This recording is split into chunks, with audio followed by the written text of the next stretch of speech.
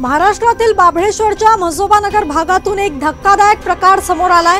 गणपती मंडपासमोर ईदची कमान उभारण्याचा प्रयत्न, त्यावर हरकत घेतल्यावर हिंदू समाजावर सरळ धमक्या आणि जातीवाचक शिवीगाळ। इतकंच नाही तर हिंदूंना बंदुकीने उडवून टाकू अशी उघड धमकी देण्यात आली आहे। गुस्ताख ए नबी की एक ही सजा, सर तन से जुदा अशा उन्मादपूर्ण घोषणा देत वातावरण बिघडवण्याचा प्रयत्न करण्यात आलाय। या भागात अवैध मशिदी उभारून तिथे संशयास्पद जमाव जमवला जातो।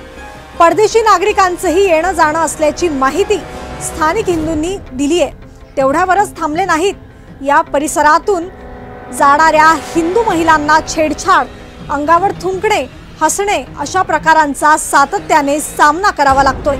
गोमांस शिजवून त्यांचे अवशेष हिंदूंच्या घरासमोर टाकून धार्मिक भावना भडकवण्याचाही उघड प्रकार झालाय। स्थानिक हिंदू समाजाने स्पष्ट मागणी केली आहे की या अवैध मशिदींवर आणि गुन्हेगारांवर तात्काळ कारवाई करण्यात यावी, नाहीतर पुढील काळात मोठं आंदोलन उभं राहील असा इशाराही देण्यात आलाय। नागरिकांच्या म्हणण्यानुसार आजूबाजूच्या परिसरात बांगलादेशींचेही वास्तव्य असू शकतं असं त्यांच्या संशयास्पद कृतीतून दिसतंय।